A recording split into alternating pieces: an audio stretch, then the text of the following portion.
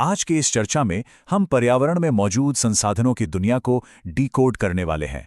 अक्सर हम इन संसाधनों का बिना सोचे समझे इस्तेमाल करते हैं, जिससे कई बड़े संकट पैदा हो गए हैं। तो आइए इन बुनियादी अवधारणाओं को समझते हैं और सतत विकास यानी सस्टेनेबल डेवलपमेंट के एक बहुत ही महत्वपूर्ण रोड मैप पर नजर डालते हैं। चलिए सीधे विषय पर आते हैं। हमारा आज का एजेंडा बहुत ही क्लियर है। हम शुरुआत करेंगे बेसिक परिभाषा से कि संसाधन आखिर हैं क्या, फिर उनके वर्गीकरण को समझेंगे। उसके बाद विकास और उससे जुड़े संकट, भारत में संसाधन नियोजन, संरक्षण के तरीके और अंत में सतत विकास के कॉन्सेप्ट को एक्सप्लोर करेंगे। तो पहले हिस्से से शुरू करते हैं। एक बहुत ही सिंपल लेकिन सबसे जरूरी सवाल कि वास्तव में पर्यावरण में संसाधन कहाँ किसे जाता है। देखिए, एक आम गलतफहमी ये है कि संसाधन बस प्रकृति के दिए हुए मुफ्त उपहार हैं, जो मिला वो संसाधन है, लेकिन ऐसा बिल्कुल नहीं है। असल में हमारे पर्यावरण में मौजूद कोई भी चीज संसाधन तब बनती है जब वो 3 शर्तें पूरी करे। पहला, वो तकनीकी रूप से हमारी पहुंच में हो। दूसरा, उसे निकालना या इस्तेमाल करना आर्थिक रूप से मुमकिन हो। और तीसरा, हमारा समाज या संस्कृति उसे स्वीकार करे। मतलब सिर्फ कोई चीज मौजूद होने से संसाधन नहीं बन जाती, मानवीय गतिविधियां उसे संसाधन बनाती हैं। और ये बात इस त्रिकोण से बिल्कुल साफ हो जाती है। इसके बिल्कुल केंद्र में मानव है। होता यह है कि इंसान अपनी तकनीक का इस्तेमाल करके प्रकृति के साथ इंटरैक्ट करता है और फिर अर्थव्यवस्था को तेज करने के लिए अलग अलग संस्थाओं का निर्माण करता है। तो ये प्रकृति, तकनीक और संस्थाओं का एक बहुत ही डायनामिक और एक दूसरे पर निर्भर रहने वाला सिस्टम है। अब जब हम समझ चुके हैं कि संसाधन क्या है, तो आइए दूसरे हिस्से की ओर बढ़ते हैं और देखते हैं कि इन्हें अलग अलग कैटेगरीज में कैसे बांटा जाता है। ये जो स्ट्रक्चर है ना, ये पूरे इकोसिस्टम को एक ही बार में शीशे की तरह साफ कर देता है।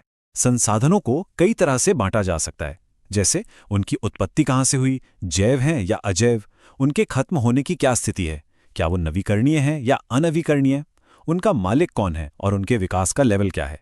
ये क्लासिफिकेशन पूरी तस्वीर को बहुत ही सिस्टमैटिक तरीके से हमारे सामने रख देता है। वर्गीकरण के बाद अब तीसरे और शायद सबसे गंभीर हिस्से पर आते हैं, विकास और उससे पैदा हुए संकट। क्योंकि संसाधनों की अहमियत जानने के बाद ये देखना बहुत जरूरी है कि आंख मूंदकर इनका इस्तेमाल करने से क्या नतीजे निकले हैं। सच कहा जाए तो अंधाधुंध दोहन ने हालात बहुत खराब कर दिए हैं। कुछ चंद लोगों के लालच ने समाज को साफ तौर पर 2 हिस्सों में बांट दिया है। एक तरफ अमीर जिनके पास सब कुछ है, और दूसरी तरफ गरीब जिनके पास कुछ नहीं। और बात सिर्फ अमीरी गरीबी की नहीं है। इस लालच ने पृथ्वी के अस्तित्व पर ही सवाल खड़े कर दिए हैं। ग्लोबल वार्मिंग, ओजोन परत का पतला होना और चारों तरफ फैला भयंकर प्रदूषण, ये सब इसी का सीधा परिणाम है।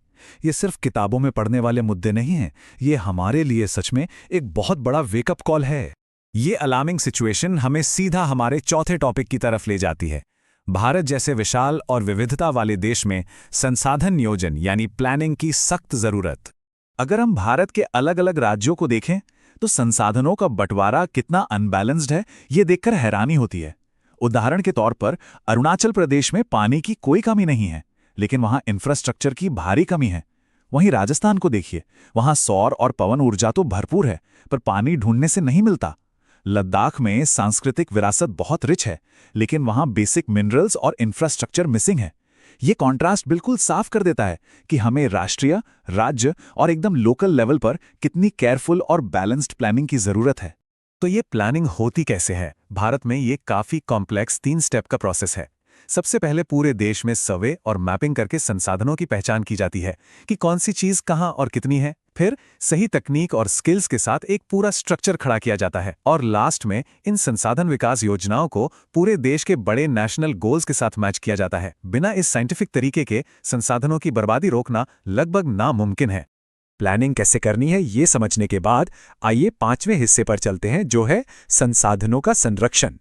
महात्मा गांधी जी का ये बहुत ही पावरफुल कोट है, हमारे पास हर व्यक्ति की आवश्यकता पूर्ति के लिए बहुत कुछ है, लेकिन किसी के लालच की संतुष्टि के लिए नहीं। ये एक लाइन पूरी फिलॉसफी को समेट लेती है।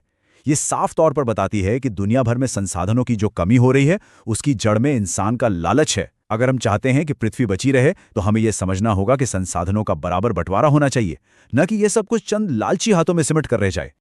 और यहीं से हम अपने छठे और आखिरी सेक्शन में एंट्री करते हैं, सतत विकास यानी सस्टेनेबल डेवलपमेंट। यही मानवता के लिए आगे का एकमात्र रास्ता है।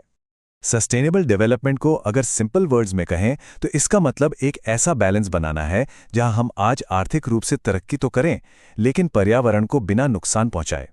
और सबसे ज़रूरी बात, हमारी आज की तरक्की ऐसी नहीं होनी चाहिए जो आने वाली पीढ़ियों का हक मार ले। मतलब आज विकास ज़रूर हो, लेकिन भविष्य की कीमत पर बिल्कुल नहीं। हमारे बच्चों के लिए भी तो कुछ बचना चाहिए, है ना? इस बात की गंभीरता को समझते हुए जून 1992 में ब्राज़ील के रियो डी जनेरियो में एक बहुत बड़ी पहल हुई।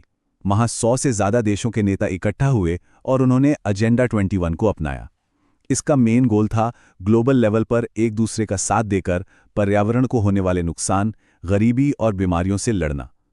इसमें यह भी तय किया गया कि हर लोकल गवर्नमेंट को अपनी खुद की एक लोकल कार्य योजना बनानी चाहिए, क्योंकि ग्लोबल प्रॉब्लम्स का सॉल्यूशन अक्सर लोकल एक्शन से ही शुरू होता है।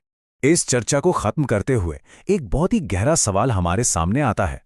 अगर संसाधनों को इसी तरह आंख मूंदकर इस्तेमाल करने का ट्रेंड चलता रहा, तो क्या हमारे इस ग्रह का भविष्य सच में खतरे में है? और क्या एजेंडा 21 जैसे लोकल एक्शन ही हमें बचाने का आखिरी और इकलौता रास्ता है? संसाधन तो लिमिटेड ही हैं, और आज लिए गए फैसले ही हमारा कल तय करेंगे।